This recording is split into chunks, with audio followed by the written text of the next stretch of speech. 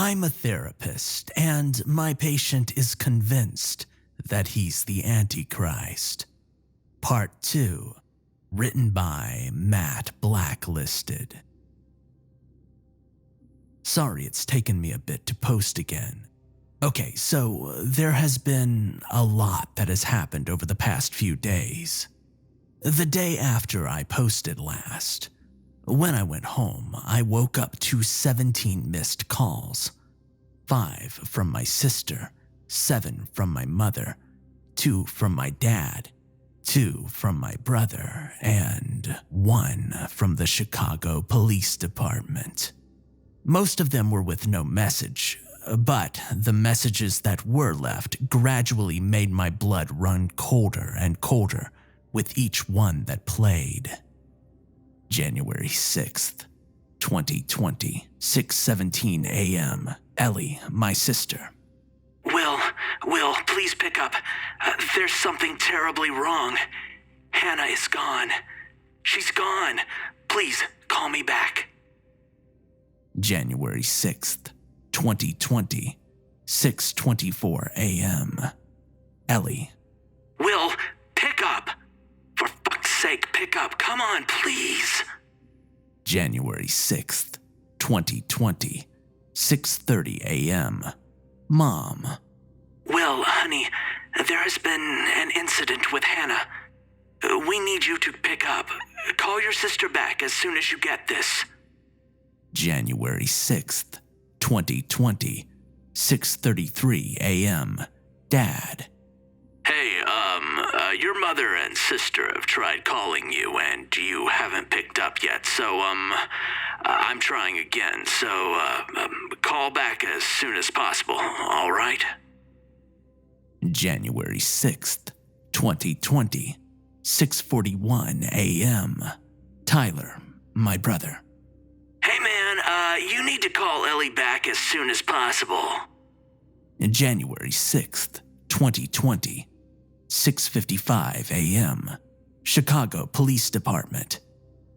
Hello, this is Officer Daniel with the Chicago Police Department.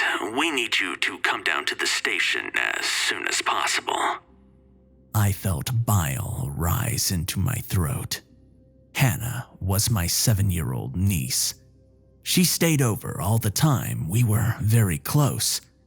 To hear that she was missing made my head feel like it was going to explode.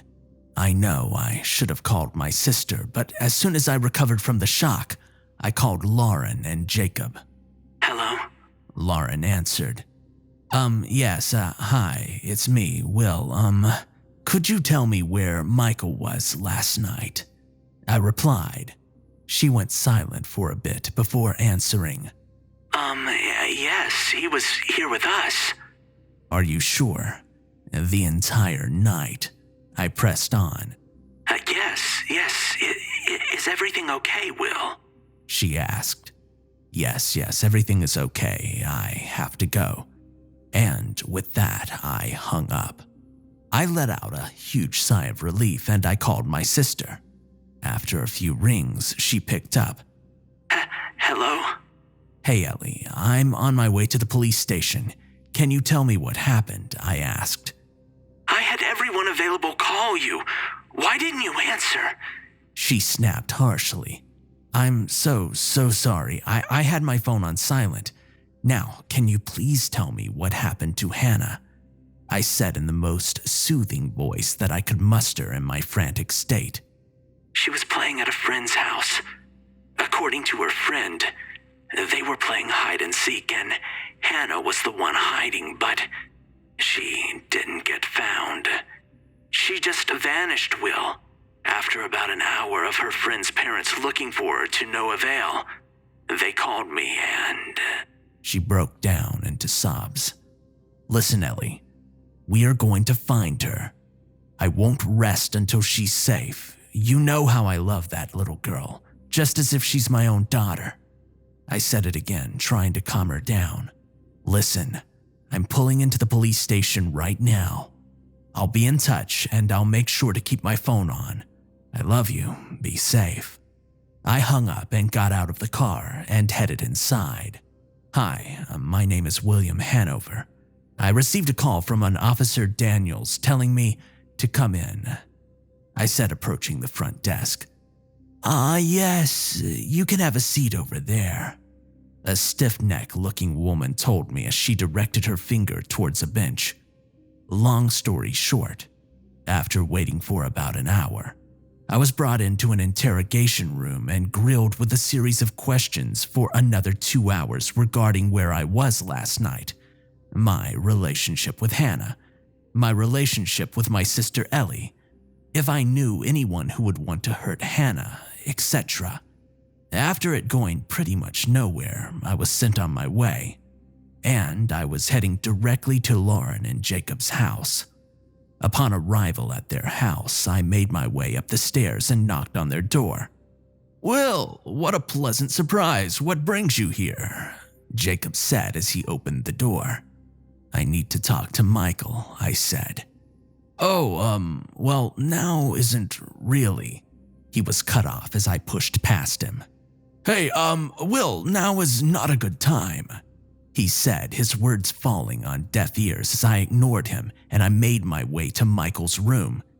Then I made my way into the room. "Hey, we need to talk," I said. "What the hell?" Michael said, sitting straight up in bed. "Where were you last night?" I asked, my eyes trained on his. "I was here all night," he said. I could sense that he was lying. I could feel it in his cold little stare. "You're lying. Where were you last night?" I yelled, all the agony and anger balling up into an outburst. "William, I'm going to have to ask you to leave. I won't allow you to harass my son," Jacob said, standing in the doorway with Lauren looking over his shoulder at the scene that I was causing. I grabbed my head in frustration, rubbing my temples. Looking back at Michael, I could see his lips fighting the urge to curl at the edges into a smile. At that point, I don't exactly know what happened. It was just in a split second. I was on his bed swinging into him with forceful punches, and the next thing I know, I was on the floor dazed and confused, looking up at a police officer holding a stun gun. The next thing I realized, I was being put into the back of a cop car. I spent the next couple of days in a jail cell until I was let go on the basis that they weren't pressing charges. When I was released, I got into my brother's car. My next plan was to go get the audio tape from my office and take it to the police. I was just going to turn that SOB in. I told my brother to drive to my office. I went straight to my desk to get the tape, but it was gone. "No, no, no, no, no!" I yelled. "What's wrong?" one of my coworkers asked, stepping into the room. "Did anyone come in here? Was anyone in my office while I was gone?" I said frantically, going through every drawer. "Not to my knowledge, but we can check the security cameras if you want," he said. I agreed, and we went into the security room. Upon reviewing the footage, there was nothing at first. But then, there was a man in a hoodie and a baseball cap that was captured walking down the hallway and going into my office, not once having his face shown. This guy knew exactly what he was doing.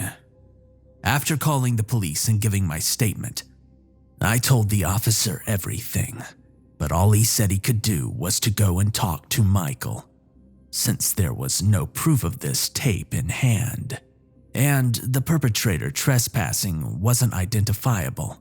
So I stormed off and I drove back home. By the time I arrived, it was late. I was exhausted and fed up with the day, and I fell into an uneasy sleep. That night, I awoke to my phone ringing, my eyes squinting at the brightness, silently cursing myself for leaving the brightness so high before falling asleep. January 7th, 2020, 3:12 a.m. Unknown number.